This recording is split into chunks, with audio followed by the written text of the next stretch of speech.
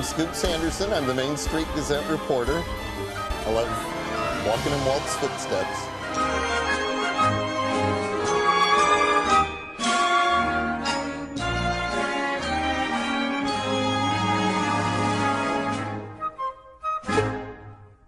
We'll have to do it again.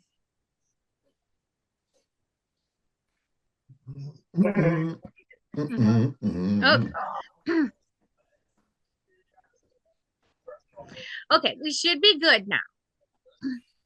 All right. So they didn't charge you anything? We're gonna ask everybody to mute, please, except for I can mute all. I think it's already. Mm-hmm. Yeah. No. Okay, I'm going to mute everyone. If you want to ask a question, feel free to raise your hand, but this way we don't get a lot of feedback with the talking. There we go. Okay. Yeah, but he's got two. Are we spotlighting or are we going to let it go on speaker view? Yeah. I can spotlight. No. Okay, we'll leave it on speaker view. Okay, so we're recording. Thank you for coming.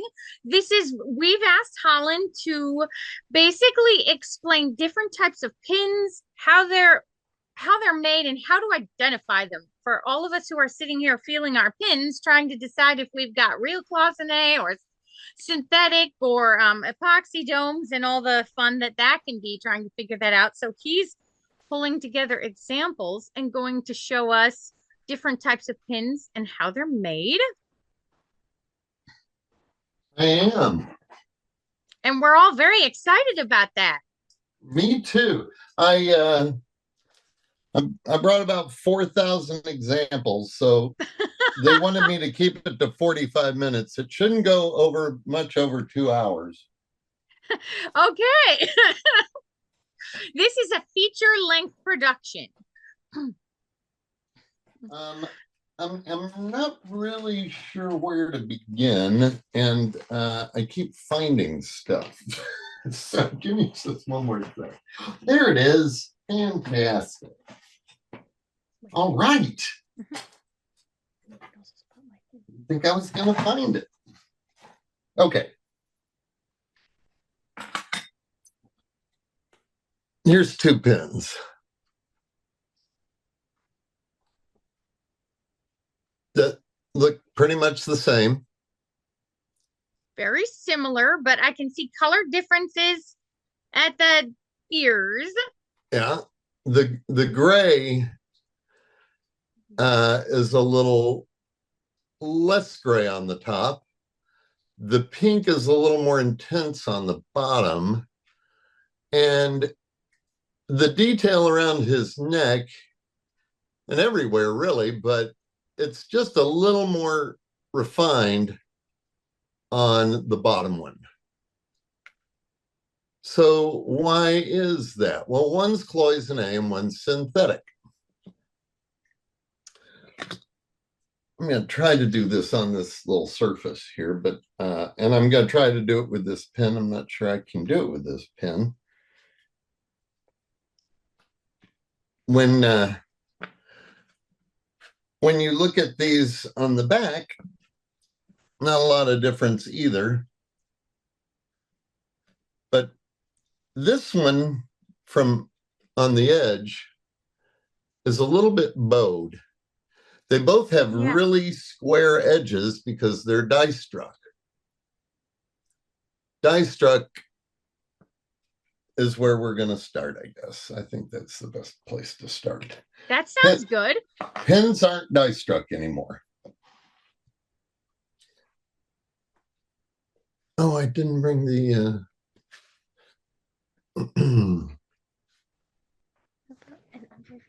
Here's an example of a die and a pin that was made with that die. So why don't you tell everybody, like, that's not the right quick one. Names? Why don't you tell everybody the quick names for the different types that there are and the order that you're gonna go in. Okay, so there's cloisonne, the original, and that is I forgot to get the silica. Let me grab that silica because I want you to see it. Silica, can you tell them about that part, Sarah? Sure. Silica is a ground glass, basically sand, and if you read from the PDF, you're pretty good on that. Okay, so he's going to talk about the 4 different kinds of pins, basically. The original and first being the real cloisonne, which are actually made with the ground silica, which is mineral ores, only comes in about 100 colors that they can make, which is why the pins are going to be slightly different in tones, and they don't necessarily have a flesh tone exactly that looks quite right. And these are the oldest of the Disney pins, and some in the original couple years that they made those. They're also the ones that are a little bowed on top.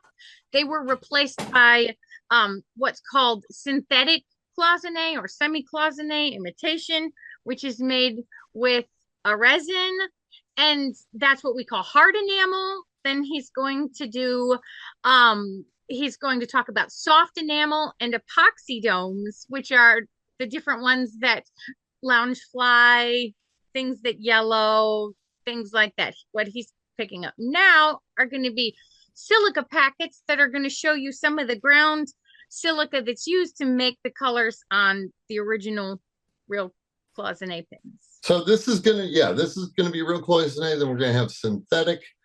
There'll be soft enamel. Synthetic is also called hard enamel.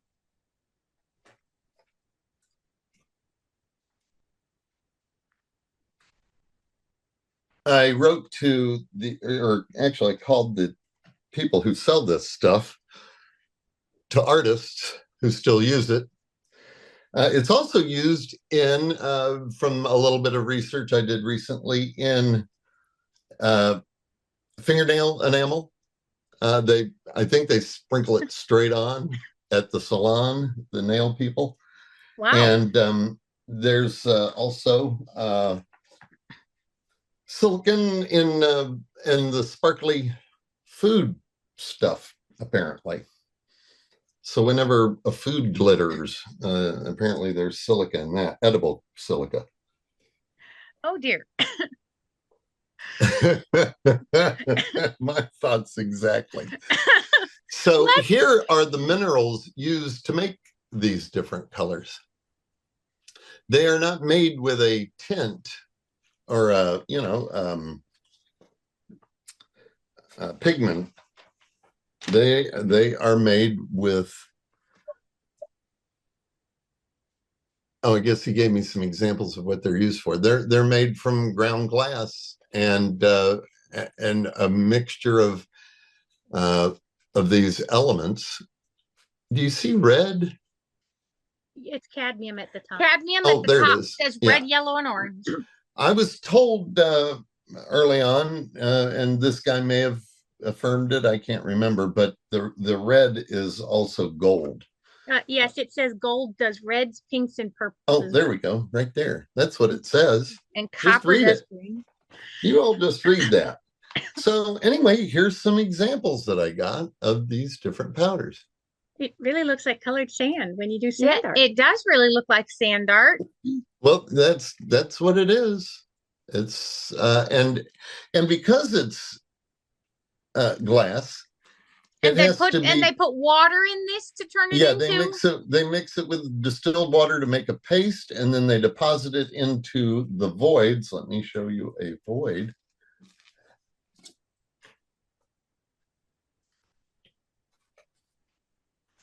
Which are like the chaser pins. They're unfilled. Yes, basically like an unfilled chaser pin. Those plain metal things that we all don't love. So it starts with an ingot of copper, and they stamp the impression. This is for synthetic and real cloisonne. and I'm going to show you the process all the way through with a few, but I'm going to start with this because I hadn't seen my cloisonne in a while, and I'm just happy that I found it. I think I have the pin that, or maybe this is the, no, that's not the one. Nope. All right, I've got the pin that, but just this will give you an idea. So this is a punch, just like a hole punch. And Oh, that goes in there. And I bet if I had some WD-40, I could get it in there. That's hardened steel. and that punches the copper sheet? Yeah, this ingot, just like a coin is minted, this goes through the with a couple of hundred Oh, or a couple tons of force. They use that to push that through. Now see this dot here? yes. And there? Well, this pin had 2 dots on it. Oh, And they go into that. Once it's stamped, the dots go into there to align it. oh, how interesting. So they can just, once it's punched out, they can just lay it on there and wiggle it till they drop in, the dots drop into the holes there, and then they can do the punch. So there's a giant hydraulic machine that stamps it and then punches it out. All of a sudden, the $12.99 price tag for a pin is not seeming so bad. Well, especially when they said there was 6 hours of combined handwork in each pin back when I learned about this. So let's look at the cloisonne process. I'm so excited. I haven't seen this in a long time. Did you all see it at all when you were here? We did not see Tigger here. All right, so I was told before that they start with the darkest colors first because they are less sensitive to heat. Oh. And they have to fire them over and over and over after each color. I think what happened here is, I think they just wanted to get the detail in. So there may not be any truth to the to that factoid I just proved wrong. And as you can see, they really don't care that it's sloppy, about it being sloppy, because once he's all filled up, and you can still see there's granules. Yes. I have a microscopic camera. If you want to switch over to my other thing, we can have a look at it. I can swap to anything. And I'm going to have to swap here. Let me do, here we go. So while you're swapping, so sometimes on the cloisonne pins, they look like they have little black, like dirt in some of the colors. What is that? Why does it have that? Impurities in the silica stuff. Yeah, and maybe they were grinding and a little fleck of black. Okay, well, now it's not letting me.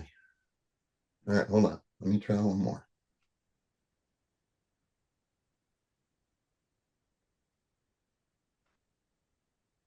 It doesn't know I've got this camera. Let me just plug it back in. Hold on. Oh, maybe it turned off. Go ahead and ask your question, Ronnie, while he's swapping his camera. How does the paste bond to the metal? So when they fire it, so since it's ground glass, it has to be melted into the void. With epoxy, they just squirt it in with the ones they make now, and you may have seen videos of that. All right, so it's not going to recognize this camera. Let me just try switching it over to another port and see if that helps. And your camera laid here on the black is actually doing a really good job. All right. They're very clear. I thought it might be fun to see it up close with this thing. All right. So, all right. Not happening. It is fused, Ronnie. The atomic particles break down and start getting it on with each other and mixing up their neutrons and their electrons and they scramble together at the molecular level and they fuse. Look at that. So after they get all the Pretty colors good. in, they grind it down, and that's called stoning, and they use a wheel. And I'm just going to use this thing as an example to show you. So this thing is spinning at high speed with a very rough, you know, like a sandpaper, probably stone actually. And it grinds all this glass off so that it levels out. So Wow. I may have mentioned they bow. So this is bowed. You can't see it super clear. You can see it more Yeah, you clear can on see it. some Yeah, than others. it But that shows there. that bowing happens because while they're spinning it, while they're grinding it down and putting pressure on it, it's all hot and still, you know, like gooey glass, a little flexible. And so as they grind it down, it bends it. Wow. So so it's that not it- a damaged pin. Huh? It is not a damaged pin when it's bowed. Correct. Well, if it's cloisonné. Right. Although epoxy is ground as well, and it is possible, it doesn't need as much grinding, and it's more exact when they fill the voids because they use that syringe to get it in there. And they squirt it right into the little void, and only as much as it needs, which you'll see in a second. And let's see, is this the finished? Yeah, that's the finished guy. So Look at that. so let me see if I can do better with this light.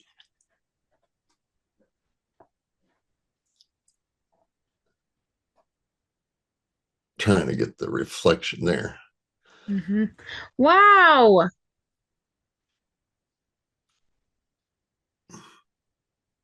So the copper gets exposed again after it's ground down, and then it's polished, and then it's plated. This one is plated with nickel. And the way they do that is they string them up with wire and lower them down into a vat of some kind of, I think, distilled water or something. And then they put nickel nuggets in and run current through it. And it becomes like an electromagnet, like those big giant electromagnets that pick up a car or pick up car parts. Mm-hmm. Current flows through and draws the nickel onto the copper, and again, it's electrochemically fused onto the copper metal.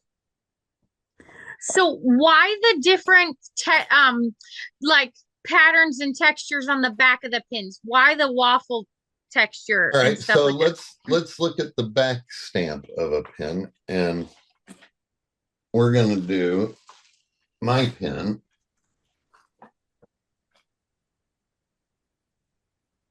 Now, the back of my pin, I think, is smooth. And just to let everyone know, he looks like these are just these little metal things. They weigh an arm and a leg when you pick this up. It is so heavy. Absolutely shocked. So when he says hardened steel, they are solid. So you can see there is some texture on there. That's the same texture that's there. Oh, that makes the sandblasted pebble that we're always putting in a back description. And it's back. How But when you cool. see the waffle pattern, that is because there was waffling on the back stamp, like this one. Yes. And that gives it traction. Now, because of the registration thing, the little registration dots, it already stays in place pretty well. That's for the punch, I guess. Well, yeah, there's no registration yet. So yeah, that's what holds it on. So is the back stamp like this put on before it ever gets to the silica? Is it the first part? It's underneath. So to make this pin,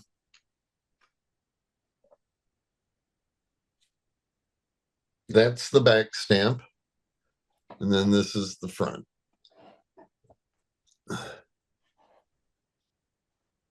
Wow. And then what that produces after it's punched, I don't have the punch for it. What it produces is that. Oh. So it stamps, so does it stamp both? It now, that piece we're looking at, would it have the back stamp on it as well?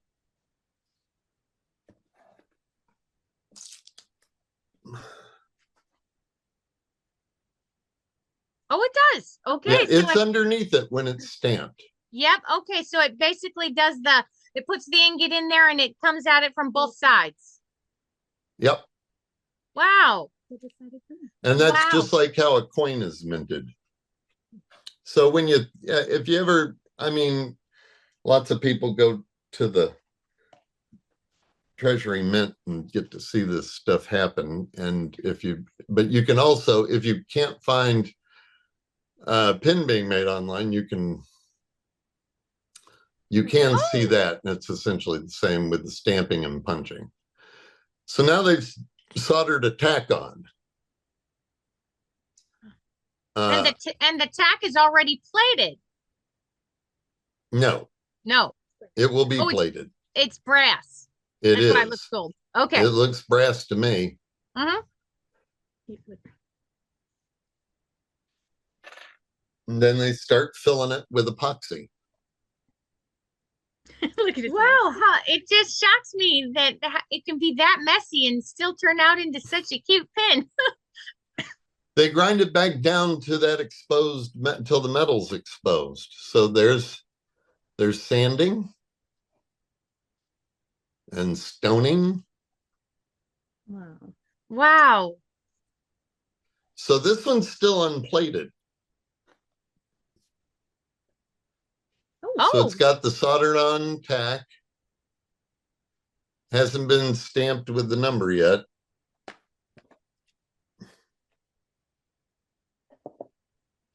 These were engraved, laser engraved.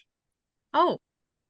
But they did a lot of early pins where 100 years or year, the year of Walt, 100 Dreams, whatever.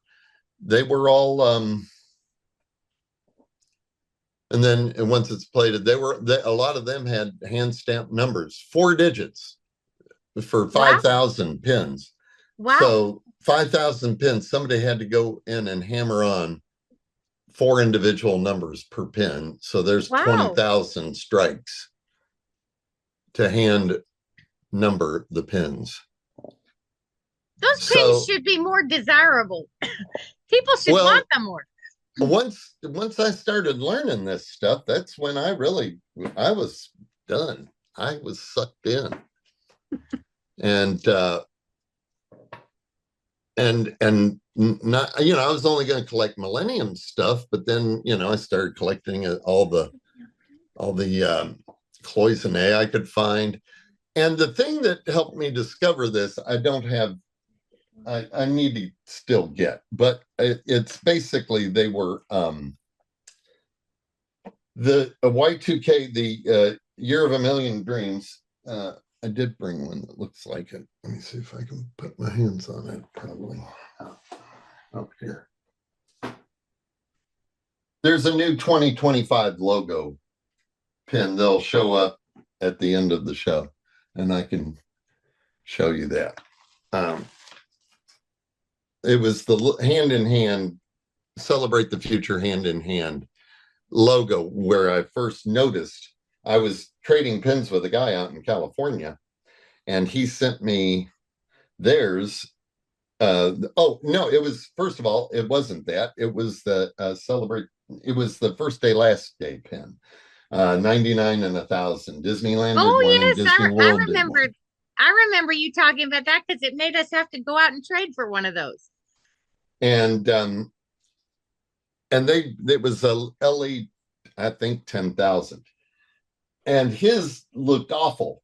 Well, it was cloisonne, so it had heavier lines. So when we look at this Dumbo, we can see that this cloisonne has heavier lines. Does anybody want to venture a guess why that is?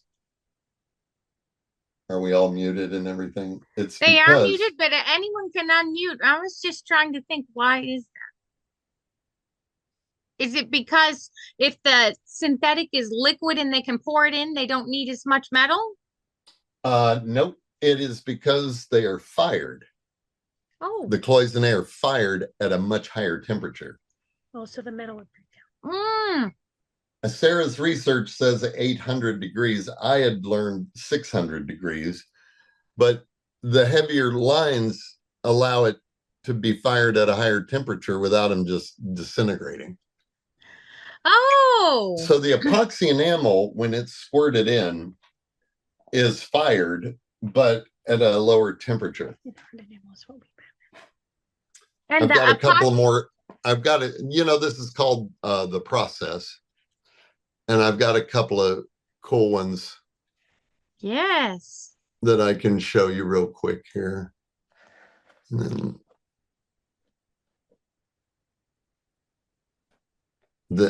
it's amazing. riveted on. That's amazing. So let me show you this other thing here. So this is this one. Oh, because they have to make the pin on pin element and then put it. Oh, And so it doesn't have it doesn't get a tack put on. It gets these little post right. things.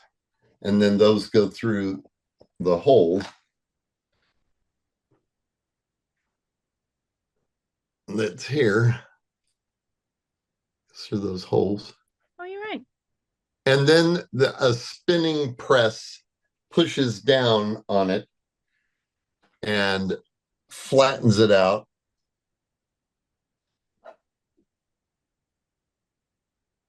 So it stays. They used to glue on these pin-on-pin elements, and then after people kept bringing the pins back when you could return stuff at Disney, they fell off. They just pop off. The glue wouldn't hold.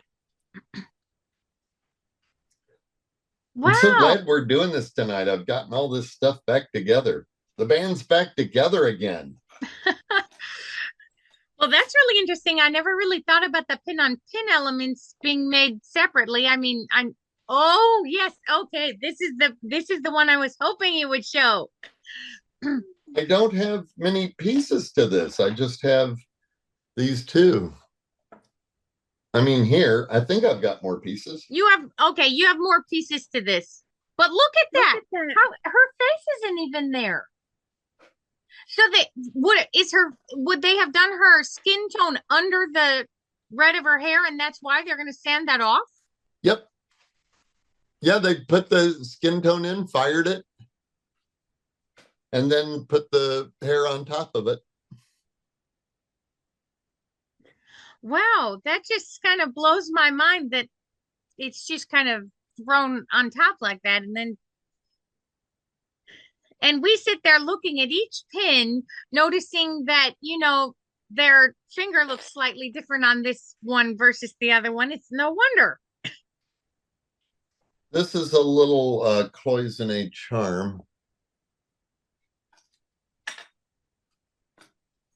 I thought I had the little punch out. Is that Ariel? Is it Ariel? Oh, here we go. There's a couple more pieces of this. That's a Ariel, yes. And it was a little charm. So they show, okay, so what we have is a blank ingot. And then they stamp the impression in. See the registration dots? Yes. And then I guess they cut off Trim the off- edges. Trim off. And one. then there's the Oh. final charm. Oh. And then they would color that. Wow. Well, this would have been presumably if it was cloisonne. Oh yeah, here's no. I thought that was no, that's not more. At one of the pin events, they actually let people color them. Color your own pin? Yep. That would be cool. Yeah, at this was that 2000? Yeah, 2001. I'll How show did- you the end How result. did you get to color them? You were randomly selected.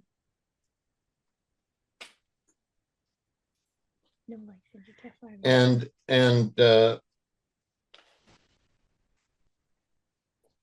these are in plastic. One sec.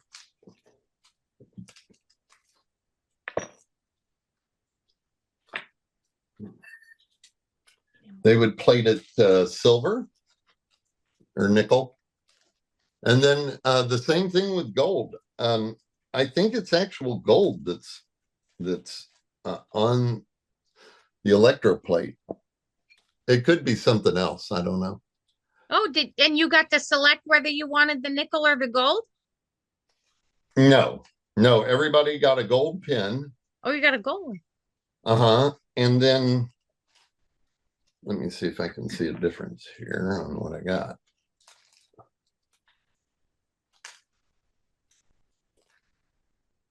I don't see much difference here. But here's two that got painted. And how were these painted? So you were given a syringe.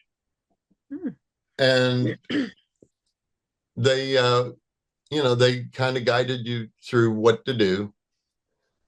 I think they insisted you only do two colors.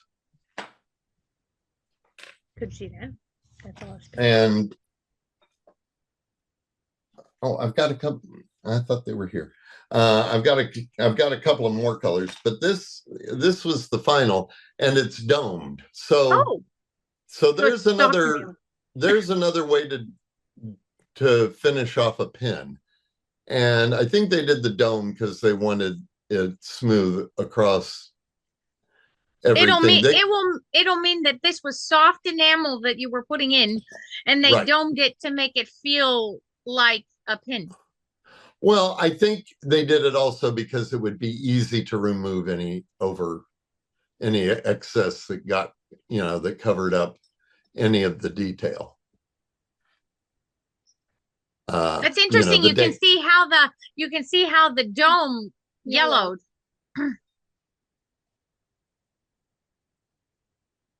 Yeah, it really affects the color of the blue, doesn't it? Yes, it does.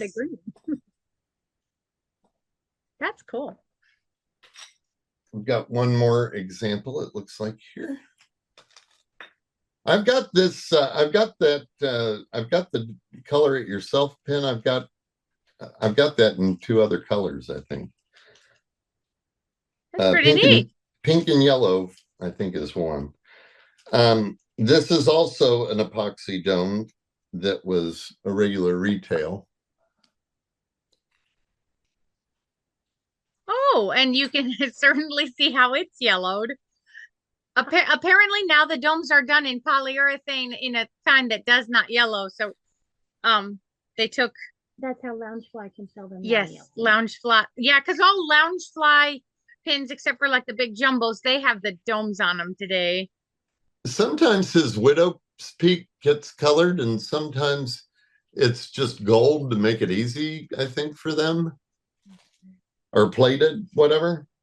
It definitely looks better when it's black. I did not know that from- So there's that.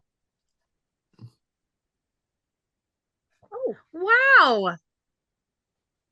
Ronnie, you've got a question. Go ahead. This was Wait, plated. you're muted, Ronnie. Oh, And Ronnie then the has dome. a color. And the way they apply the dome is it's just a dollop of clear, imagine like corn syrup.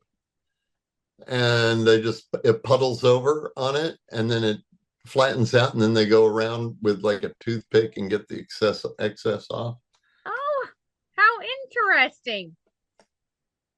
I'm going to spotlight Ronnie quickly. He's got a color. Yeah. Oh, that's Nice color fabulous. choices, Ronnie. uh-huh. Red and black, right? Did you color it? No? Too bad. That would be so cool to say you colored the pin. Thank you. And it's got the dome on it, right, Ronnie? It did look like it had a dome, yeah. Oh, No? is it smooth across the lettering in the middle? You can unmute, Ronnie.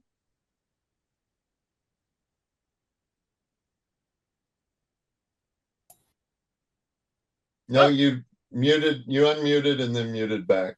There you go. There you go. It doesn't look domed like yours did. Is it smooth across the lettering? It is. I feel the letters a little bit right here You in the would feel middle. them a lot if. I It feel looks just shiny. a little bit.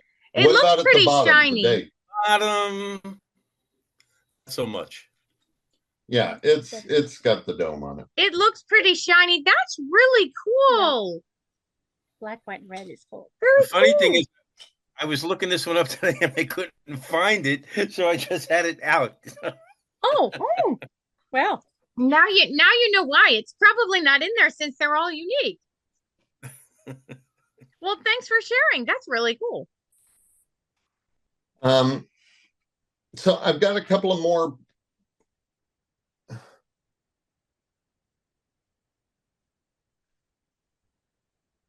I've got a couple of more we used to call this the process. Now they call it a progression. Oh, But here's one just, to kind of get an idea of a lot of colors. how much time it would take to make something like this back then. Now I think it's all robotic. Probably. it probably is. And then you can Wow, see where the look at this. 2001 got covered up and then it Yeah. got exposed and then plated. Yeah. It's so interesting how the more it gets sanded and the lines come forward, the colors get more vibrant, even though they're the same colors. And then I'll show you one last one. I think I showed this during a Thursday night. But I found this on eBay and it wasn't ridiculous. You can probably, if you keep your eye out, get one. If you want to see how they're made Oh, look at that. or have it, yourself. Good pin. This is a cute pin. I don't think we've seen this pin. And then Also- this last one, this is all stamped on. I was just saying how to Oh, They use either a rubber stamp. I understand they also silk screen. But it's if you go on to how it's made, they do a soft enamel pin, and it shows how they're made nowadays, which is with a vulcanized spinning rubber mold that, how you probably haven't, but maybe know somebody. We boys, when we were young, did it. We made little models, and the models were they all the little parts come on a plastic grid, oh yeah. Oh yeah. and that's how the spin molding works. It spins out of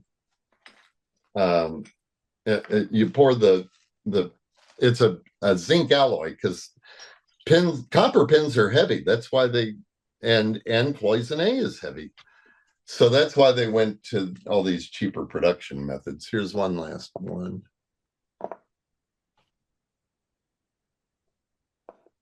Oh, neat. While you're laying this out, Dean, you've got your hand up. Go ahead. At what point in the process does the AP go on? Is it the very last? They run one and then AP gets approved and then they So run the I've set? heard a lot of different stories of it. The AP, so you deal in art, Dean.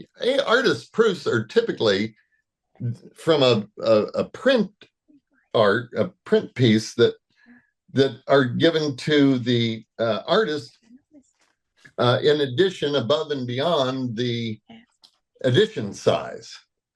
I think so. Disney had artist proofs, they just never stamped them initially. That was a convention that they developed early on after the pin trading phenomena, because they would sell pins at their Disneyana conventions at auction, and they would sell them as artist proofs, but how would you know a pin's an artist proof? And so the way with individually numbered pins, they would leave it blank. With the craze of the pins and their ability to sell samples at their annual events, a big thrilling part of the event was the auctions to see how much people would pay for one-of-a-kind stuff. So they started stamping it, and it's done by hand, or it was. Now it's mostly done by laser. This one is plated black. So they have a little, you know how when they do leather work, they use a punch to stamp in patterns and stamp holes into belts. Yes. That's what they use to stamp the AP mark. The AP mark, as I understand it, is put on the first of the run, the very first of the run. So they're anybody want to guess how many impressions they can get from one of the dies? Oh, I'd love to know. 10,000. 10,000. Which is why they would do edition sizes of 10,000.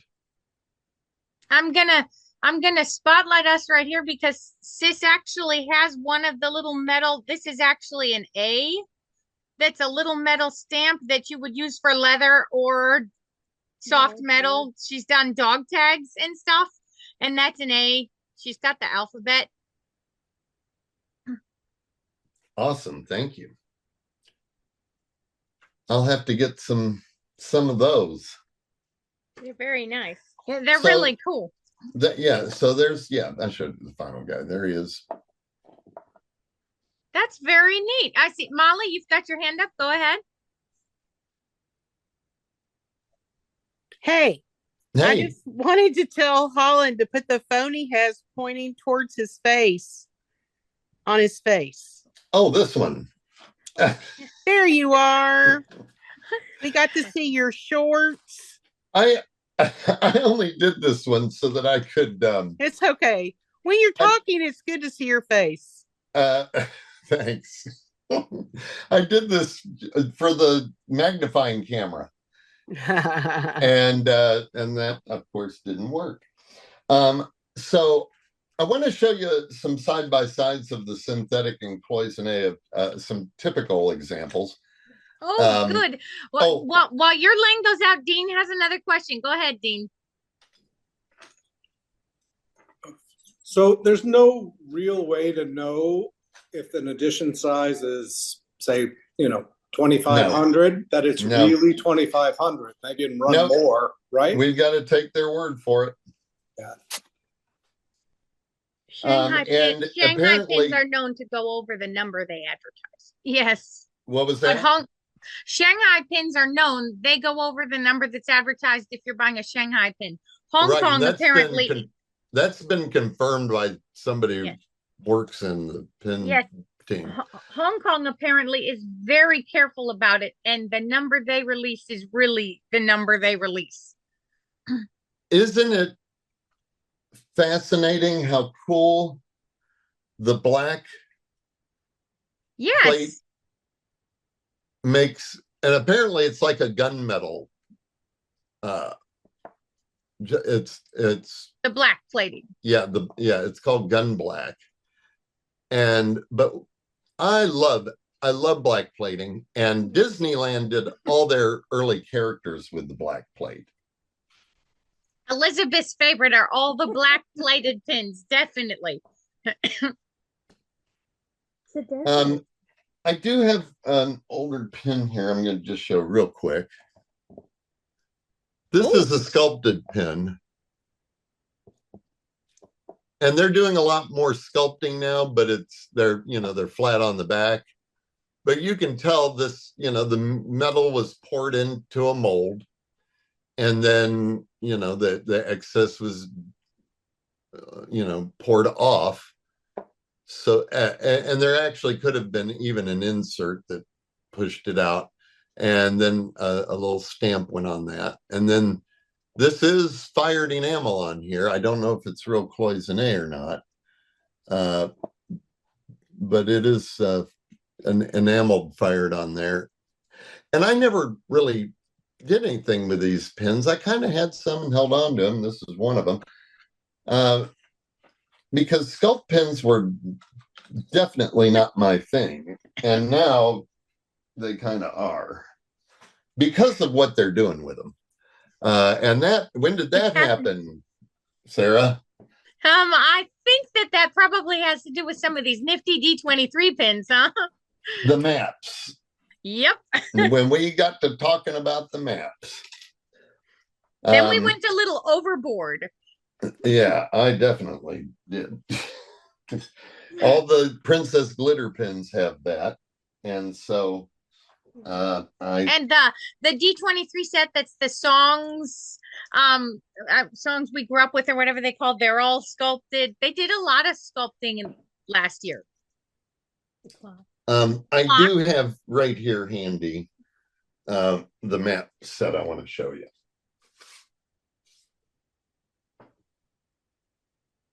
I'm not gonna, I mean, I guess I could show you the whole box here. Let me flip the camera around. Maybe I can do it that way.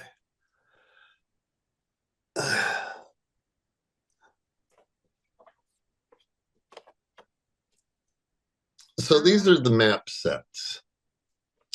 That's how they came. Those are very, and I thought these were stupid. I thought every pin there was stupid. You came around real quickly. And then the girls got me talking about the Alice set. Well, that's the one we used. And to figure out if these are porcelain. Somebody was saying these are porcelain. So we got the microscope camera out, and on the edges you can actually see where whatever this is. It's some kind of printing of some kind, because it's almost like the edge fades away in sort of a granular looking a granular pattern. They did a lot of Marvel pins like this in the last few years, and to be honest, Sis and I had one we didn't care about, and we tried to scratch it off. It is definitely baked on. We could not scratch it off. Sis even tried a military knife. So we're not exactly sure, but hold on, you tried to scratch the enamel off? Yes, the printing off of one of the Marvel pins that's made this way. Sis even tried a military knife. We could not get it off. Oh, I want to see that in action sometime. We'll do it on a Zoom with you sometime, because we really tried. I think you can kind of see there. So I think what they do is, and I'm just speculating, I'm hoping I can find out someday. Yes, I keep trying to find anyone who might know the answer to this one.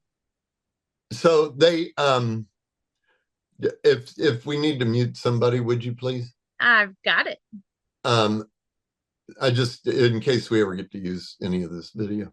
I think what they did was they printed, I think they put a coat of white enamel on. And then it could be a dot matrix kind of thing or a laser printing kind of thing. I wish I knew how that stuff worked, but I don't. We're gonna find out one of these days. But it could also be, I don't know if you've ever seen on, I go on Facebook and get these crazy videos out of nowhere that fascinate me. And it's how they put designs on like soccer balls, and it's basically a film that floats on water, and then they put the thing down in it, and it's a cling that clings to whatever they're branding or whatever. Anyway, it could be something like that. I wish I knew. And if we ever figure it out, I'd like to share it with everybody. We'll call another meeting. All right, so there's you're gonna show some cloisonne and synthetic pairs or comparisons. I'm gonna do it. Because I know there are several people here today who really want to know how to identify their own pins, in the same way that Sis and I have spent hours and hours feeling our pins, rocking our pins. Oh, beautiful. So this is what we have been working on getting sorted out for posterity that I never thought would happen with PinPix. So this is pre-millennium pin trading.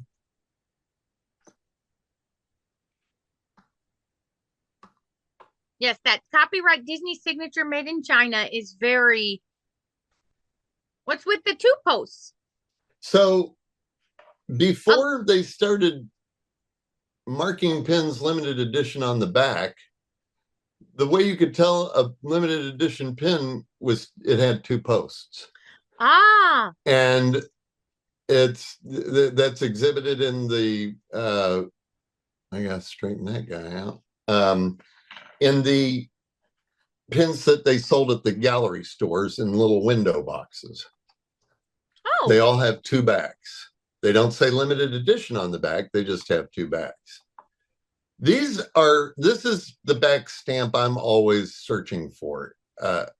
And I mean, always in the past. I'm kind of done now. The year 2000 hand in hand logo. Yeah. Yeah. Celebrate the future hand in hand. And I'll take this one if I have to for a pin. I don't have it, but I like when this was in that back die, the back stamp die. And they, that was the first time they did those. And I think they're... Would these have been available at the same time and they just had two different orders? No, I think these came first. How interesting. Do you think that all the icon pins would have had those sandblasted backs as well as the waffle back? Just to throw a random question. Let's see. I've got 40 examples of this pin here. And every one of them is different. And all of these that he's been touching so far are the real cloisonne guys, which is why the blue is so vibrant, glass-like on his camera. His camera's doing a really good job showing how beautiful the blue is on those cloisonne pins. And now he's getting into synthetic. And you have to remember this was during 9/11. And they couldn't keep this pin in stock back then. After 9/11, everybody who came after 9/11 wanted to wear their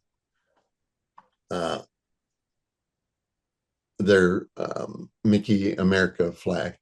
So they had already started, I think they started ordering these early, well, I don't know, it was 9/11, 2001. So The synthetic were already coming out, but every once in a while I find an example of a cloisonne with a later back stamp. Is this a cloisonne or a synthetic that you're This holding? is cloisonne here, That's what I thought. but they did the back stamp Oh, different Yes. with this side by side for some reason. I don't know.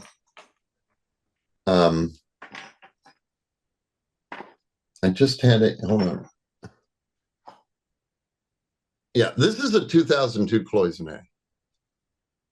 And it's, to me, really rare because they'd stopped doing that. And the latest cloisonne I found, I think, I've got all these pins. I don't guess there's much point to show. Let me move this camera just a sec. Hold on. You want to show them some of the synthetic versions, though. Show them one of your cloisonne next to those synthetic versions so they can see how different the color is. Yeah, that's why I'm pulling out here. Hold on. Oh, I'm so jealous. Look at all those icons. All right. Has it been 2 hours yet? No, you're doing great. Okay. You can't quit at the icons. All right. So if you look at these two, I'm using the wrong camera. Sorry. If you look at these two, you can see, and then here comes the domed enamel that they gave. So the cloisonne is on the bottom of the pair that has the really bright blue, and the synthetic is on top. Cloisonne and synthetic. Yeah. And synthetic. Okay. All right. And then let's look at these others, because see how hard it is to tell the difference? Yes. And here it's hard even to tell Ireland from Italy. Yes. no, it isn't. Not Right. like Ireland. So this first Italian flag starts out kind of light. That's cloisonne. Ah, and it's greener. Lots of bowing. I love them. They also, guys, if you're feeling your own pins, the cloisonne are cold on the first time you pick it up. Now the copper really keeps the heat of your hand, but they're very cold compared to the synthetic pins, like glass. And I'm just going to get these up close. I have so many different examples. If I find one I don't have, this is 2003. So they were still making cloisonne pins in 2003. I think the last one I found on some pins that look like they don't sell well is 04, but I think that's rare. I think 3 was the last one, and that's only for I bet countries that didn't sell as well. I think I have an 04 too. But maybe they did sell well, and that's why they reordered them, and they were dated 2004. Yeah, I meant it looks like the cloisonne stayed longer in countries that didn't sell as well as the countries that did sell very well. Seem to have gone earlier. So I don't know. It would have been cheaper to produce the synthetics for Disney. I don't think Disney realized any cost difference back then. But I may be wrong. Boy, that's really obvious, I think. The Japan looks obvious because isn't one very yellow and one is very white? Or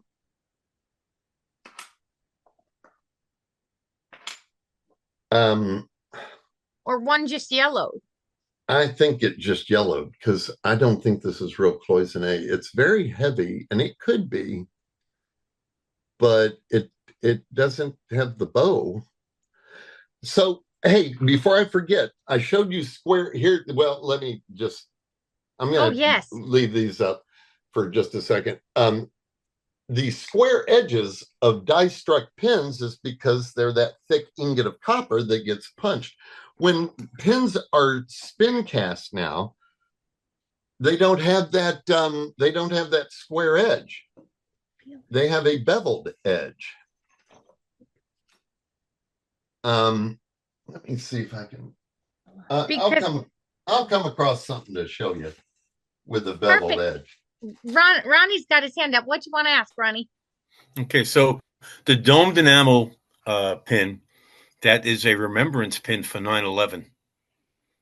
And the back stamp actually has 9/11, September 11th, 2001. Remembrance. I think it's the other one. It might be that one also. No, it's these two, and I Okay. showed it. So just so if anybody wanted to see the back, that it's, Yeah, I I thought think I that's showed it cool. anyway. That's- But I may not have discussed what it was. So thank you, Ronnie. Yeah, that's a very cool thing.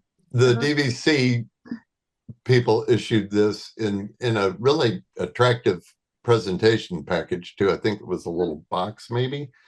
I can't remember now. I've got one That too, somewhere. when you show the back. Oh, it might have been a card actually. But anyway, and they got in trouble for it.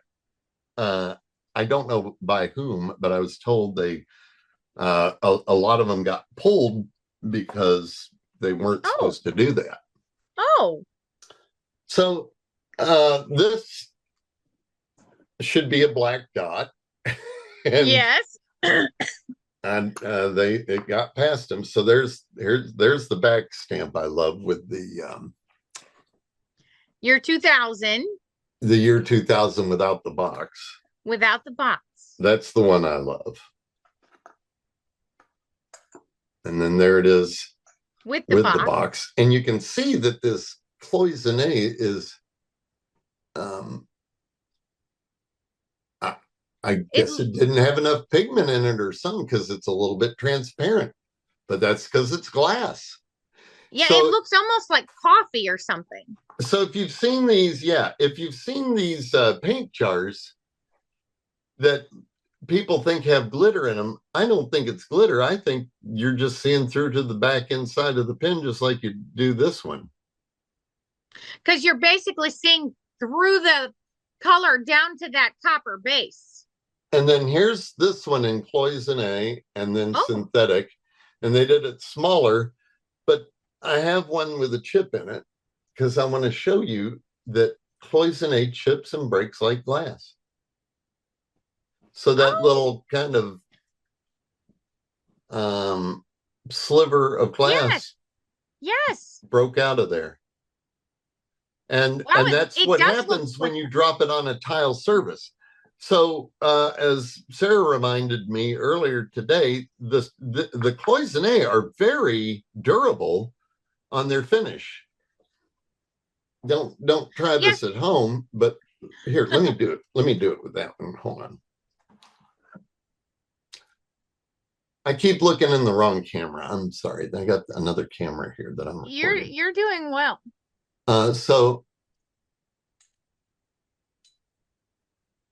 So you can do that all day long. Yeah, this Now, I you would love really the have real to- cloisonne pins don't get the scuff marks like the synthetic pin. Yeah, if you were to dig in there, maybe you could, but that is why. So a lot of people, when they buy collections, and I mean, it happens at every pin event I go to now. One last one here. They oh, wrong camera. Come on, get it together, man.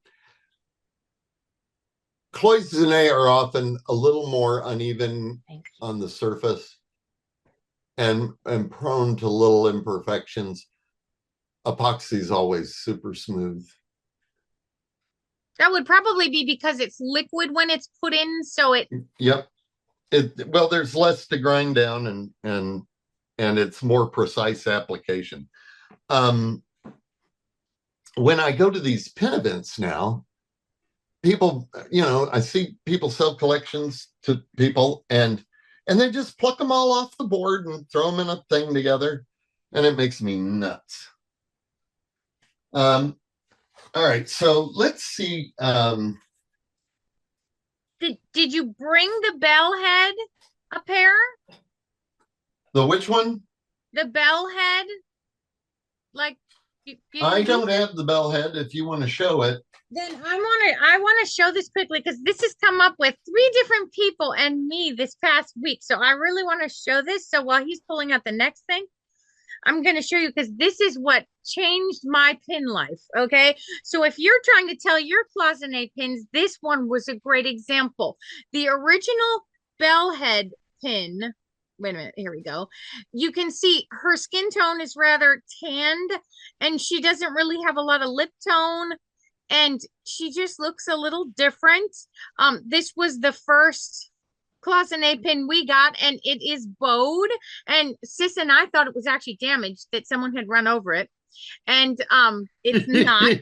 It's that gorgeous cloisonne, and Holland used this as an example, and I was sold immediately. So here she is, but this is the 2000 version, and then for 2002 they put her in synthetic and put her into the cast lanyard refresher packs, and just look at the difference there with her very yes, yellowed skin tone compared to this tan color, and she's got her very pink lips. Move So- it to the center. There you go. So she's very, because the cloisonne is very tan, and then this is very, very yellow, and she weighs, I would say, about a third less almost in the synthetic from the cloisonne. So the feeling, it's very hard to describe, but I know several of you are trying to decide if you have cloisonne or not.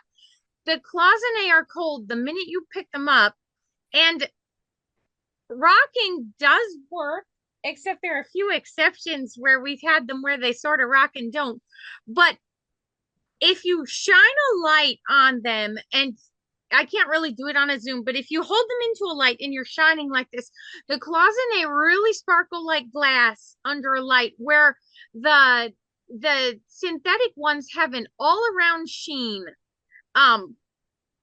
That they have a sheen, but it's solid. I don't know. Am I saying this pretty well? Yes, it's not a flat surface, but it's a flat color. Yes, a flat color. So The color is solid. throwing that in there for everyone else who's trying to do this, because I remember when Holland did this the first time for us, I spent about 2 weeks emailing him pictures of almost every pin we could think of.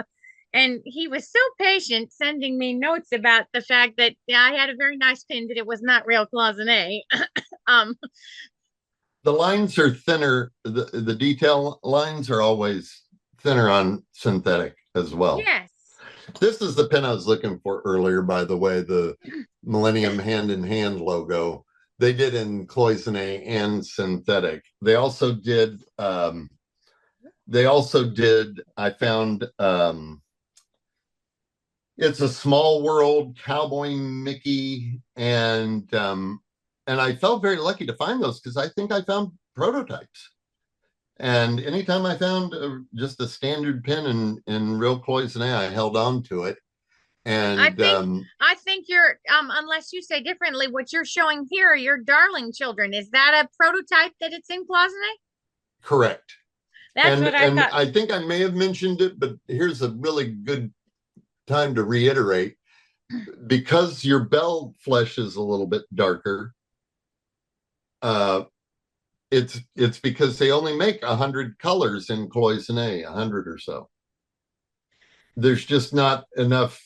And that one really shows the difference, because like they're very blonde, their hair. They didn't have that color. I mean, They didn't.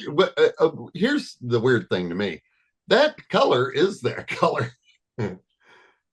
So they do have it in cloisonne. I think they just didn't color it that way, I guess. Yeah, isn't that bizarre? I mean, it's a little off, but Closer than what they used on the other pin down there. I'm trying to get the hang of looking at this other camera while I do this. Yeah, look, you can really, even the blue. You're totally fine. I have you spotlighted so they can see your pins. So Yeah, but I mean, for me, where to hold them. His hands are. yeah. Yeah, I love that it has the Millennium logo too. Yeah. These make me beautiful. so happy. Now you can see where they accidentally put this tack in the wrong spot up there. Oh, and moved it. Yeah. That is cool. And there are pins that have a dot there, a circle where the tack goes that I've seen that are not properly placed. And I can't encourage everyone enough. If you don't have one pin that's real cloisonne, it is really, really worth trading for one or buying one, and we're trying to get them identified on PinPix. I've got an attribute going right now that's real closeted, and with Helen's help, I'm tagging a ton. But I can't recommend getting one, even if they're not totally your thing, because when you feel them, they're just so neat to compare to the other pins. Yes, and what Sis is whispering at me is the red and blue, like on the flags. You've never seen anything till you see that indigo or the real red on the cloisonne pins. I mean, it's enough to just make you smile. Disney initially released most of their pins in real cloisonne, and then Disney World started doing the synthetic, and Disneyland, they had different buyers. They didn't like it. So that's why the first day, last day pin, can one of you find the numbers so people can look that up if they want? The first day, Yes. last day pins are cloisonne at Disneyland, synthetic at Disney World. Yes, Sis will put the numbers into the chat. Oh, and this is cloisonne on the left and synthetic on the right? Yeah. And on camera, that blue looks about the same. But in real life, that blue on the cloisonne is like nothing you've ever seen in your life. The colors are pretty similar here. But That one in- is more similar. in real life, there's just something richer about the synthetic. Yeah, it And I want to show you something. Back then, they often did eye pupils plated enamel, and I'm purposely Oh. reflecting this so that you can see the pupils are gold or plated. yes. Now they silk screen eyes on everything. Yes. Let's see here. Like, yeah, and the dot on his nose here is silk screened or Ye- or move printed. your pin to your right. Come Oh, over to sorry, your right. I was on There you this other camera again. All right, thanks. So you can see this is print along the bottom, and a good way to tell print is there's no metal outline. The words Disney parks have a metal outline. Right. The words Yep. down at the bottom do not. They're just too fine. Now there is a way they could do it. They could make where the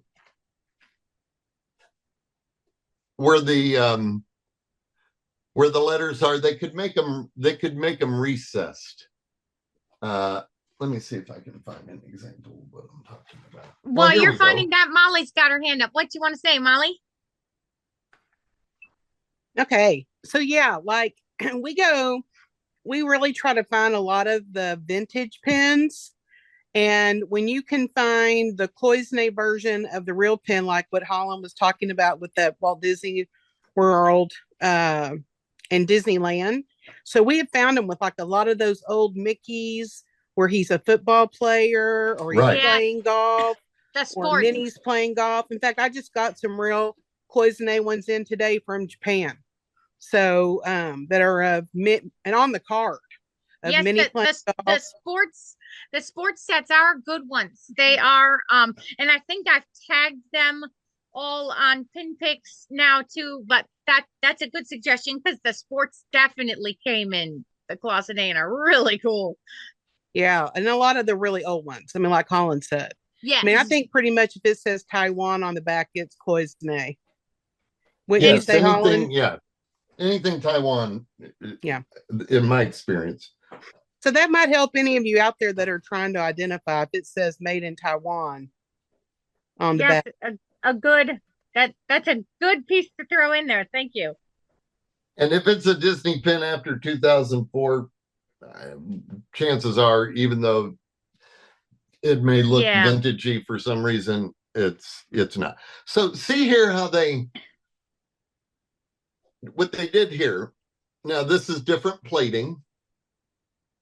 That's a chrome, shiny chrome.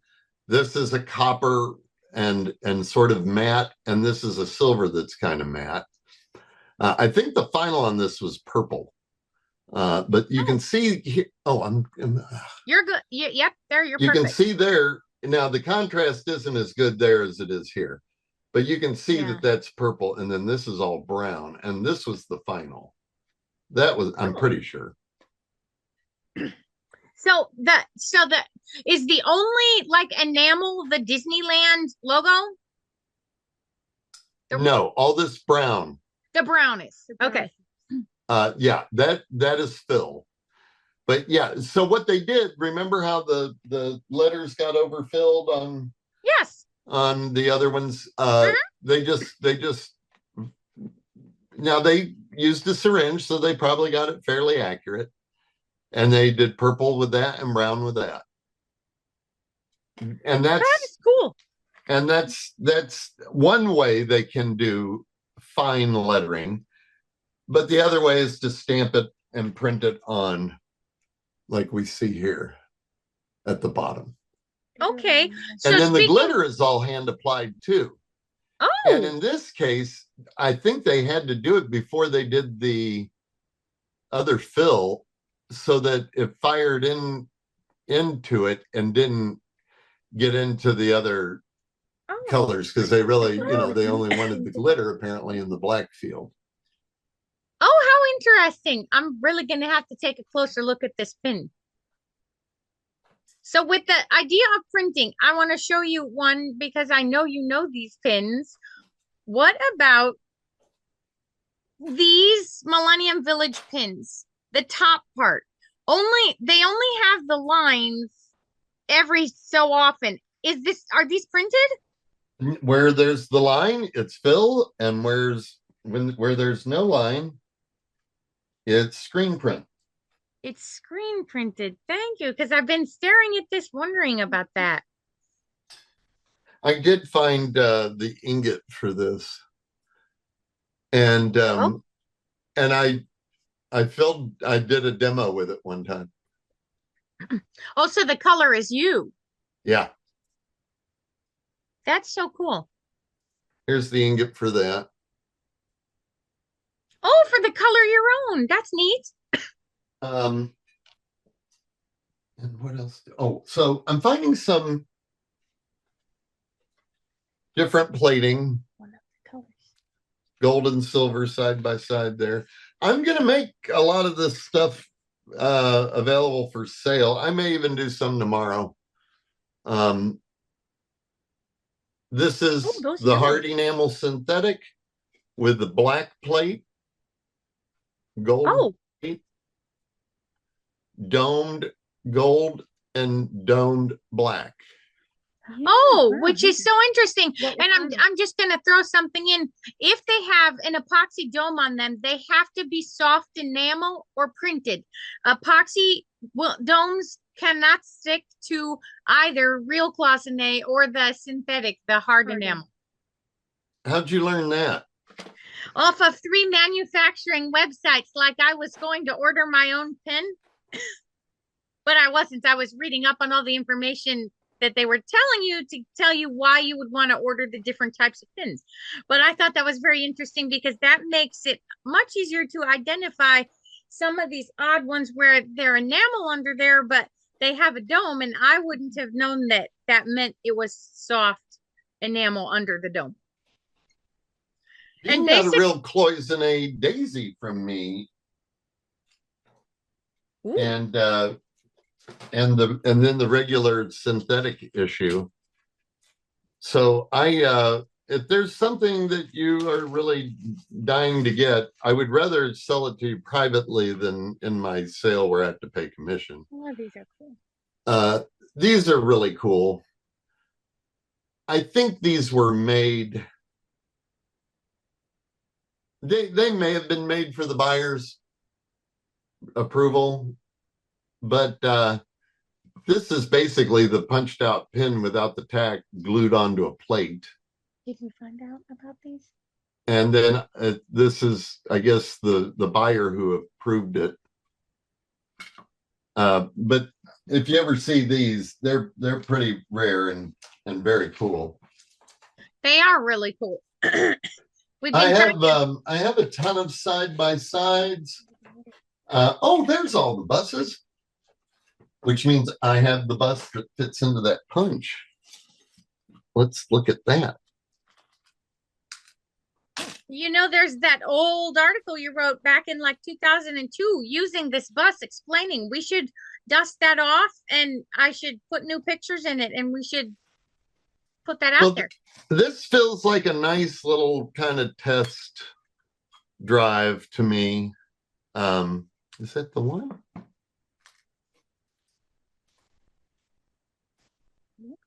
Okay, there it is. Look at that. Wow. So that's how that's punched out of there. Wow. And you said it could do a die could do 10,000 about before it's Correct. shot? Yeah.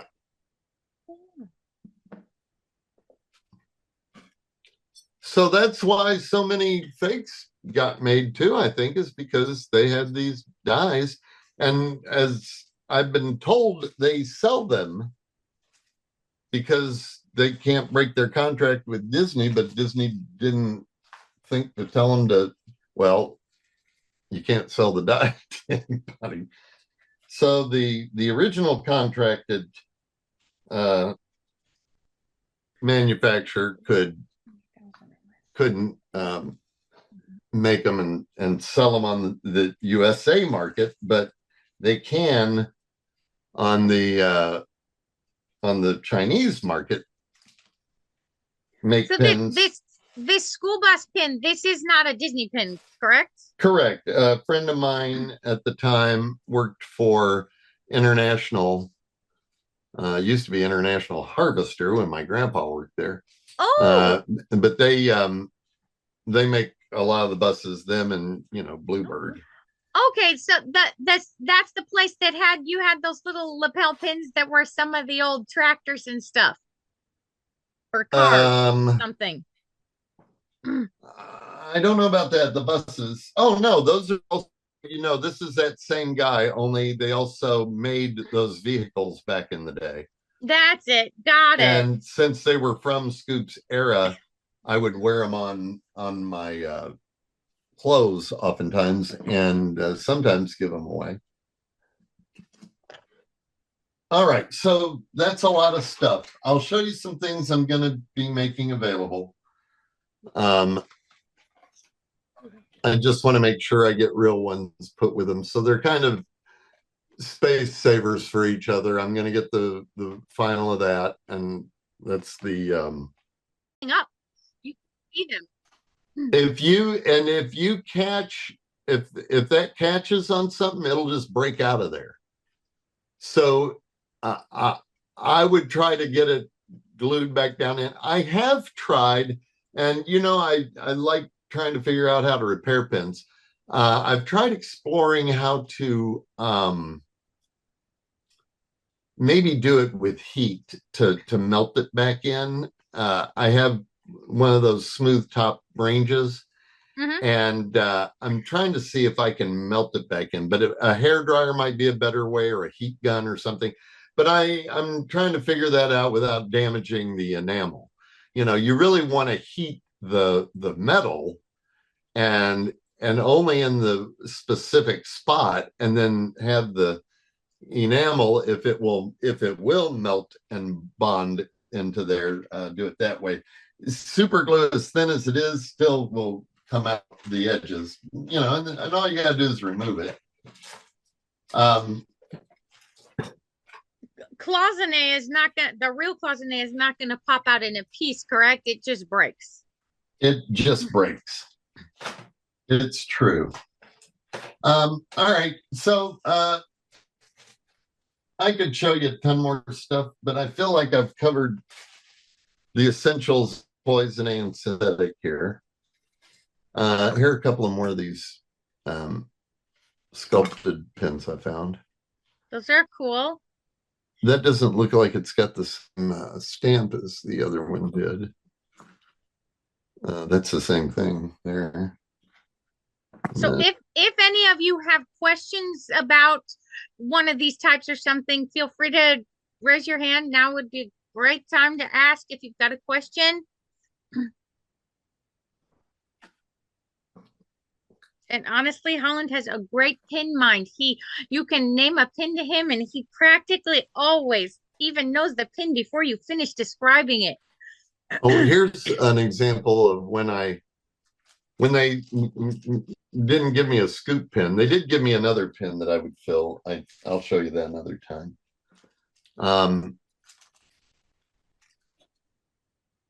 There's one I filled, and it was in somebody had bought a collection, and so this has been filled. What did you fill it with? I colored it with an enamel pin, and it got roughed up a little bit, so it's missing some of it. But this is what this was a great pin to color. It only had 2 colors, large fields that weren't hard to fill. And that's really cool. If anybody's interested in this, let me know. I could put it in the sale tomorrow. If nobody specifically wants it, maybe we'll do it in a giveaway or something. Do we want to do a giveaway tonight? You can do that. We don't have a randomizer though. Yeah. All right. Well, y'all tell me. I can put it away. And if anybody has any questions, feel free to ask. You can unmute yourself. John, do you feel like you know a little bit more now?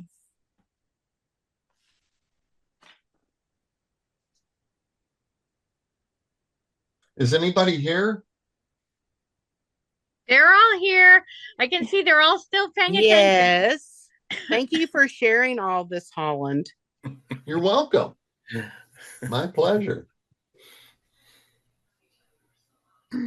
Appreciate it. This is fabulous, and I would really recommend everybody try to find a real cloisonne pin so that you can actually feel one in real life, because they're amazing. Yeah, I love the information. I love it. Oh, okay. Lucy's typing in a question here. She's asking, when you were at Scoop in Magic Kingdom, did a lot of people come and ask you how were pins made? Were they very interested back then? So the card I had made said, learn how pins are made and how to trade. And if I met somebody trading during the day, I would give them my card if I was going to have a 1 o'clock pin talk. That drove it, I think, for the most part. But I don't think people ever really thought about it much. The majority of people never thought about it. Right. When it came to fake pins,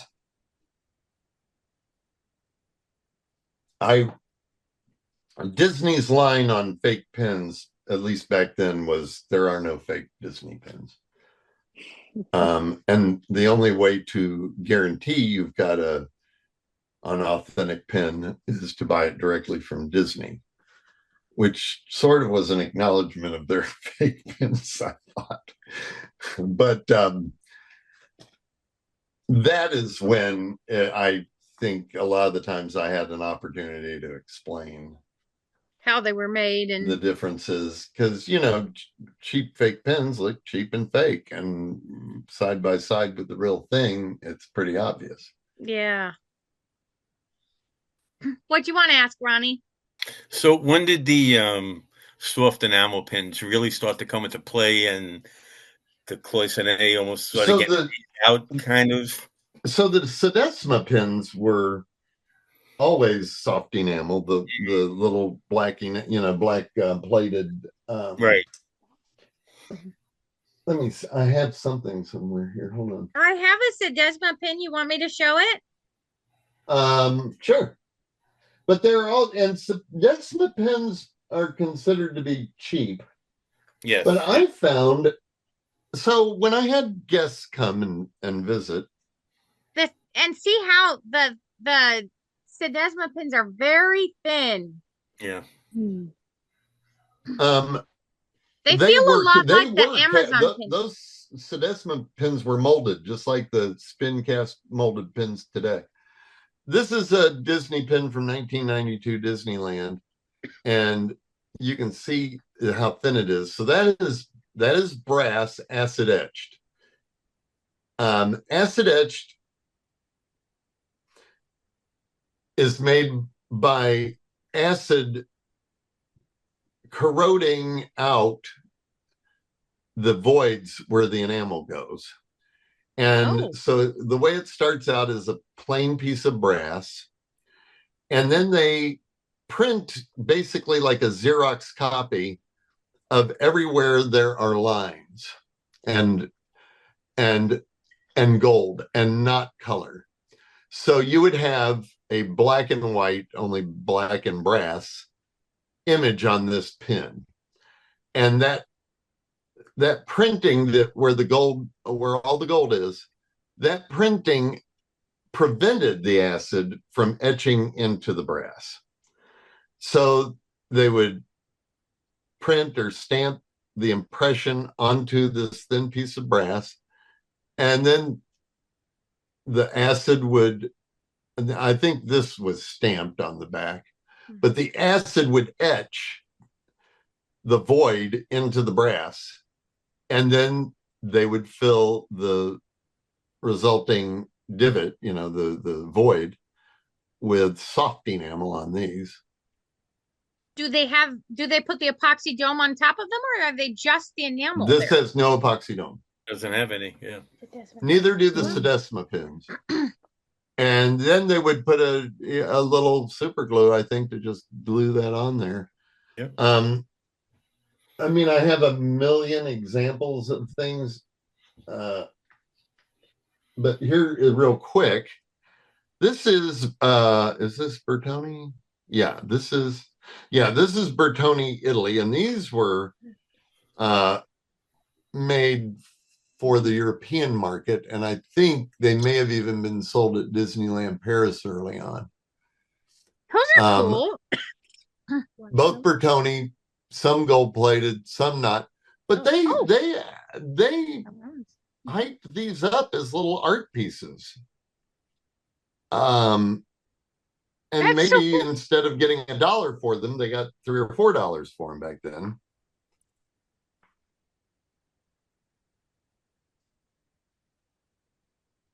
That's so cool. I've got, let me take a quick peek here. Sure. What I've got. You want to ask something else, Ronnie? Yeah. Yeah. Go ahead. I have this pin. I'm pretty sure it's Cloisonne, but I wanted to. I'm gonna spotlight you. Take a peek. Yeah, where am I? Oh, nice pen. Is it Disney Animation Studio Tour? Animation Oh, yeah. Studios. Can you see it? I can never hold it the right way. It looks like it. Is it real Cloisonne, Colin? Yes. Yeah, and the red is like dynamic, I think. Yeah. Reds and Beautiful. blues That's to me are really great. Yeah. So this is an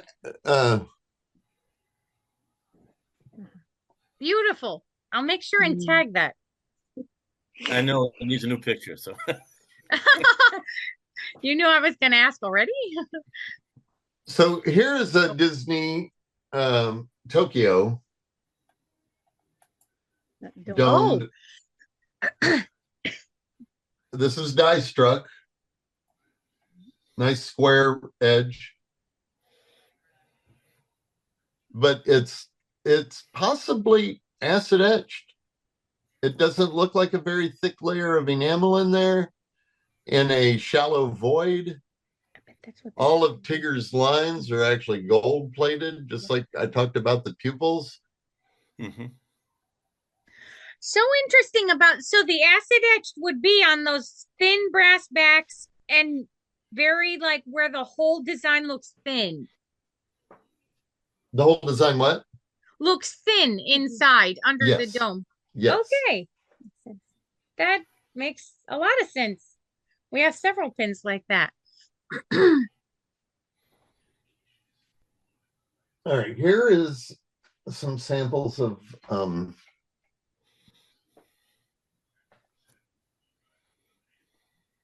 I think this was the final. These are the finals of the other designs, other characters. And then you can see the voids are not full. Yeah. Yeah. But it is thick. So it is die struck square edges. The die struck often has little lines like ridges that Oh, go across it. Mhm. There, you can see it there, maybe. uh-huh. Yeah, it's almost Because it was punched through that thing, through the metal. and as it went through, it made those lines. These guys are soft enamel. These are samples that they decided to do different coloring on. Sometimes there's screen printing. This was an e-ticket. The e-ticket's missing from there. Oh, This is all screen yeah. print. All of these have something unique to show. This back stamp on this.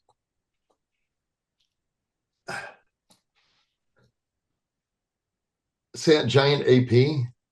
yes, that's It's huge. like it's like metal letters were put into the mold, Wow. or They it really was, wanted you to or it know. was cut into the mold. I can't really. I mean, it would be, yeah, it would be. It's recessed here, so it would be Almost whatever engraved. the opposite of recessed is, raised. Mhm. And so an A and a P were put into the mold, and then they filled it up. Wow. That's different. It's too even, AP stamps are often kind of a little wacky because, the impression is more intense on one side than the other. These, there was a frame set. In fact, I've got a frame set in my office that has a whole, has 6 of these, but for the millennium, they did these frame sets for executives, I think. I don't think they retailed them. But anyway, she would be cut out. Oh, But it's kind of interesting because they plated the whole thing. The whole Oh, copper you're ingot. right.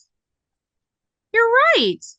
So if you ever see something like that, that's kind of odd. rare.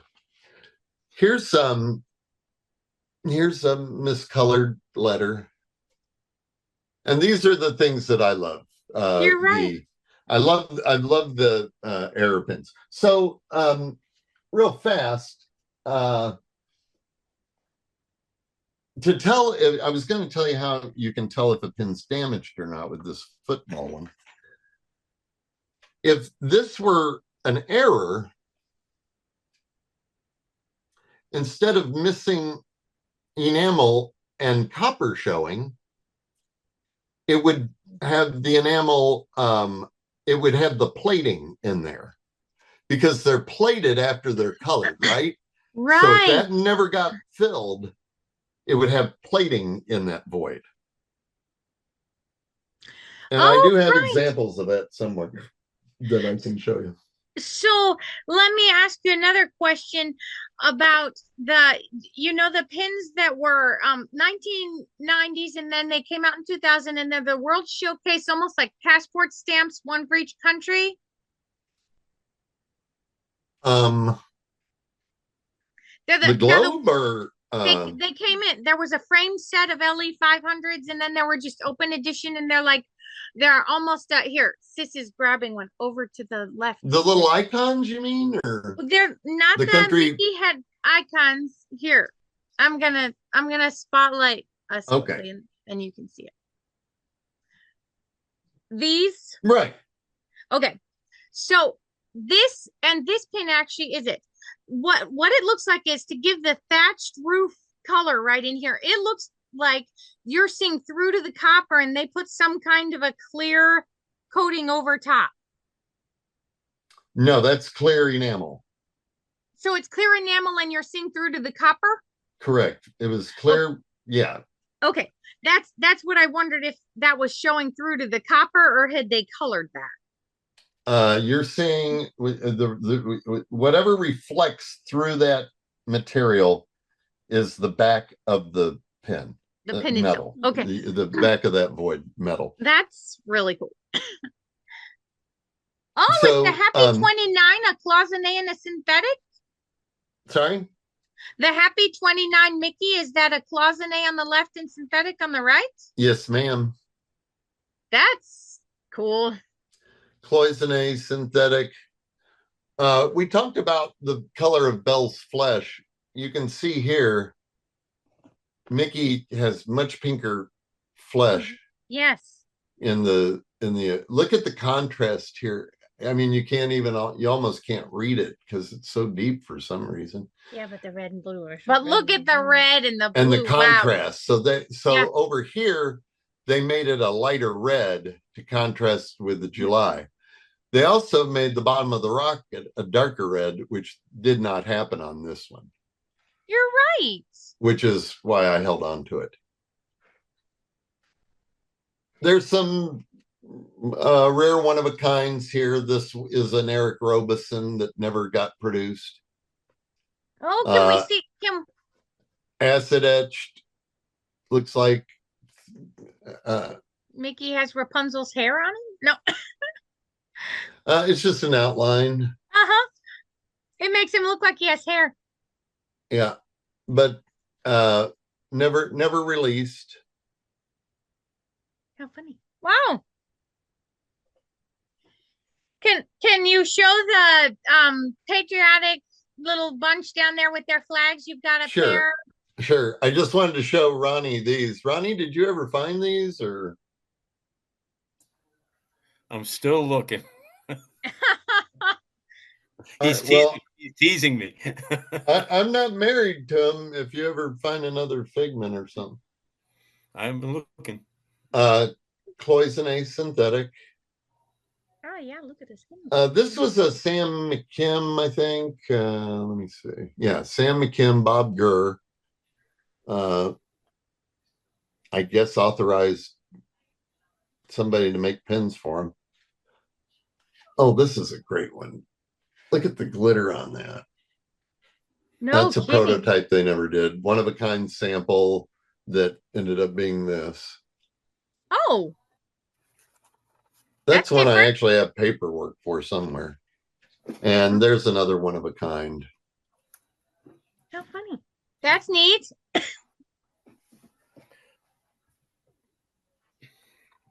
Older cloisonne and then synthetic. All right, let's see what else we got here. Oh, I was going to show you just real quick. I mean, I have plenty of other stuff to show you, but I want to wrap up. Leslie had her hand up. Did you still want to ask something, Leslie, or did he answer it? No, I can ask. I was curious about the damage on. Okay, you know the Minnesota State Pin 2002? The star? The one where Mickey's holding the star, or the one that's shaped like a state? The one that's shaped like the state Blue Fairy. Yeah. Okay. The orange or yellow orange one, not the pink one. I don't really. Hang on. I've got it. Hang on, I gotta get back to where I can turn my camera back on. I mean, there's 50 pins in that set, and I kind of remember. I couldn't tell you every character. Yeah. Oh. Uh-huh. What is it? It's synthetic enamel. And so when that is damaged, it cracks? Do you see a crack? Yes. All right, well, flip it back around for me. Here, let me do it. Really still. I'm going to flip my phone camera around on it. All right. That's a good idea because the other camera is a little bit better typically. I don't know if you can see All right, it. while you're doing that, I'm just going to show the, oh, okay. You ready? Yes. Okay, go ahead. Oh, no, I was going to let you do it. Go ahead. Why can't I find the flippy thing? There it is.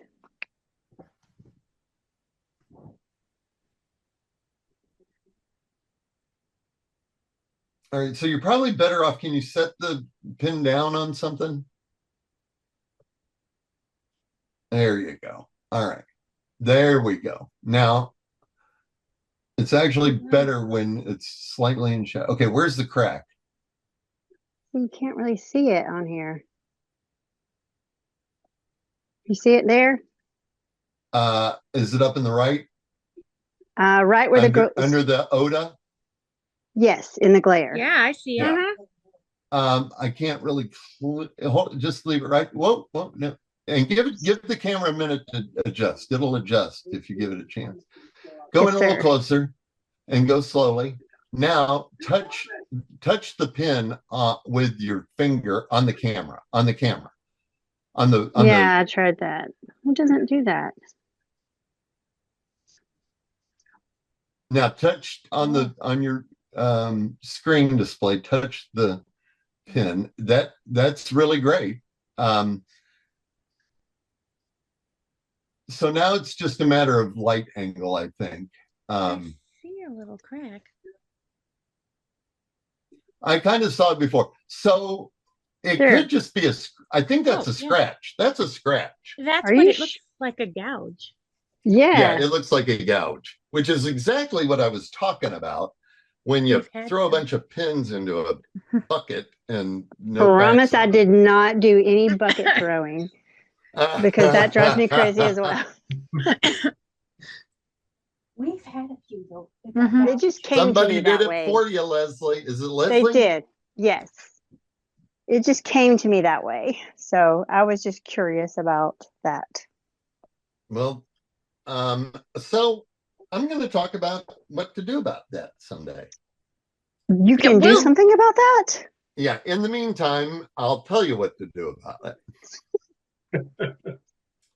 I would Get love you to a know. yellow crown as close to that color as you can, Okay. and rub it into that thing, into that scratch. And then, Heat it up? no, I wouldn't heat it up. Get what's called cultured marble polish. It's for those baths that are the fake marble and sink countertops that are fake marble. Oh, yes. And mash your crown into that void or into that scratch, and maybe a Q-tip or just some kind of a nice soft cloth, buff it. Then take that cultured marble stuff and rub it along the scratch. The crayon, you want to go in the direction of the scratch and across the scratch, and just keep doing it. Go back and forth and doing it until it smooths out. And it'll take some effort, but it'll be much less noticeable. It won't be perfect, but it'll be much less noticeable. That's very helpful. Thank you, because I really like this pen. Did I do that to? I did that to one of my pins, twins, when you were here. It Yes, was one you of the. Here, was it this one? Yeah. It was something with wings. She's, huh? I'm gonna spotlight that one. It's not perfect, Yes. but you can see there's a big one right across her mouth. Mm-hmm.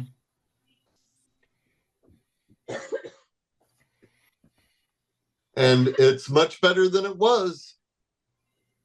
And I didn't really, first of all, I couldn't find an exact match for the color, so I had to do two colors. I also have tried pastel sticks. Pastel, like artists do sketches with pastel sticks. trying to get the light on there. There it is. So you can Chalk see. or oil? I think I think I used oil. I don't know what mine are. They could be chalk. I don't know. But you Chalk can would get see, everywhere. I would bet more the oil type because chalk would be more powdery. yeah, and oil will eventually dry. But see across her nose there, that scratch? And it's actually goes down all the way to the bottom of her head. And it was very noticeable Oh before my he gosh. filled it Yeah. in. Like, But she's a one of a kind, so I had to do something. They never made her. I think I have a before and after photo, actually. I think you do. I think I do. All right, you guys have got to be done. Molly has a question. So It's Holland, Molly. I think I saw a Figaro. Two little Figaros in bed on a thing you had. Yeah, What is that? they're cats. Really? and some people love cats. Oh, I was going to talk about those other ones. I can do that another time. There's the final in black, and there is a gold sample. Mm. That's Nice. That's a cute Look at pin. his feet. Is that something that needs to be in your collection? Yeah, I think I have the one on the left on the card. Well, this one's on the card. Yeah. Yeah, I think that one I have. Well, I can always sell this What's one in the little and note? someone else, and then sell you that one if you want or trade it. Okay. Yeah, I think I would be. What? You know, I went through my Figaro stuff and I don't remember seeing him, but I remember looking for him. So I might be interested in both of those. Holland. All right. I would love for you to have I know those. I saw him and you didn't talk about him. I made up for it. You So- did. So when I had my pin made, this guy, I had coveted this pin for a long time and couldn't get it. There's only 600 of them, and they were given to the media at Disneyland. At the time, Oh, in 2000, they were selling for 200 and plus. I've seen it up to 600. And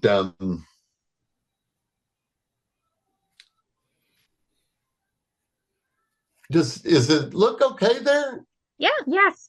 Mhm. Because I've seen it on my other computer over there. And look, it's good. I really, really want. Some guy finally got me one, and I gave him cash and pins for it. And I'll never forget it because I mean we were sitting on a bench, you know that where Main Street ends, and then there's the walkway up to the castle. We sat on a bench there, and everything was like a drug deal with this guy. Oh no.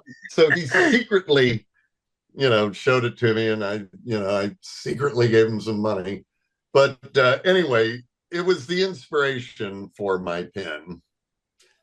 And so it's the exact same size, the same lettering across the top, only Scoop Sanderson instead Disneyland.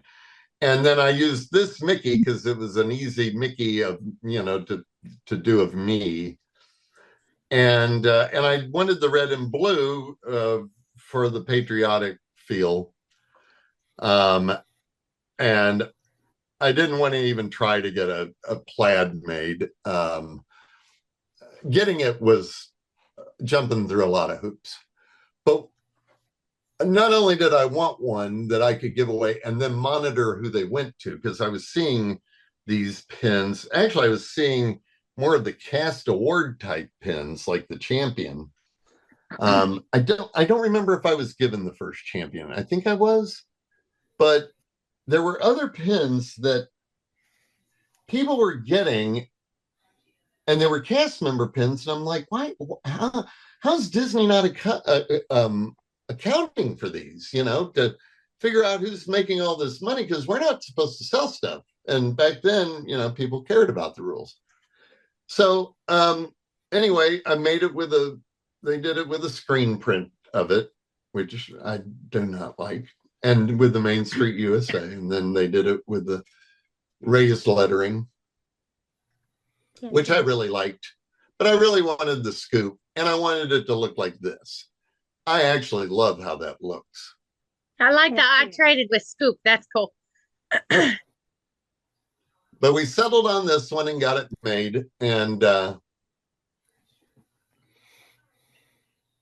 I would color them. The idea was I was going to color them all. And I did different colors for people. And I even did some, like, I did Easter eggs for an Easter scavenger hunt thing I did one time. But it was going to be that I would do all the fill by hand. So this is actually the exact way I want to present it, except for the enamel's missing out of that end. I would do a dot on the nose. I would fill the inside of the hat brim with, or the crown with blue, and then fill in the background, including these two little spaces here that are empty that had to have enamel put in. And then I do the different, and the idea was, this is how I was going to present the pin at my seminars and stuff when I demonstrated how pins are made by coloring them by hand. And this was going to be like my super chaser, with the gold unfilled. And it was going to, and I actually called it a gold scoop pin. But as it turns out, a lot of the gold has come out of the paint has come out of a lot of them. So a lot of them are gold. So now the painted versions are more the chasers now, huh? To me, yeah, but I'm not even sure people know the difference. And apparently, judging by how many are available on eBay that sit there unsold, nobody really cares. I put these on here just because pin. They were going to do On the Road to, I think, $100 million or $10 million or something like that. And they decided that would be proprietary. So instead they did On the Road to Great Success. And the guy in charge of the program, Jim Green, had 50 of these made. And it was an impossible pin to find. It's the exact same pin art as that, just with different words and a different background color. But I searched for that pin forever, and he finally gave me one. So I have one he gave me. But his secretary must have retired because somebody had like 8 of them on Facebook. Yep. And somebody got to her before I did, so I had to pay $200 a piece for them. So I bought 4 of those for $200 that I'll probably never get my money back on, but at least I've got them if somebody's ever looking. Ronnie, I got one from you. Well, there you go. You forgot. But no, I'm just saying that you're the kind of person that would value that pin enough to trade me whatever you traded me. How'd we do? Anybody learn anything? Anybody still awake? Ronnie still has his hand up. I think he wants to ask you something. Questions. Go ahead. Anyway, so the scoop pins, I traded with Scoop on Main Street. What did you do with that one? Because that's the one. So I have a gold, the pin trading gold. I have the pin trading white. I traded with Main Street. I only seen that. My friend Ethan has it, but that one I don't see too much now. When did you release that one? What was the deal with that? No, those were the prototype samples, and they gave me 3 of each when they sampled them. More came to market probably through Pin USA. They let go a lot of stuff, a lot of their one of a kinds and samples and stuff. So more of them made it to market, but I can't imagine there being any more than 10 of any of those. Okay. Which is why I'm glad I had the final numbered Right. They would number the second pin. Oh, and that's the other stuff that's on here, just in case you didn't know. And one So other here's thing. here's the first sample of this, and that's got a PP stamp on it, and it's darker. The flesh and the eyes are white. Just looks bizarre. So there's the final. Heavy lines. And then there's The that final one. is They wouldn't do the voids for me. That really irritated me. Uh-huh. Why did they decide to do They two said, sizes? well, it's not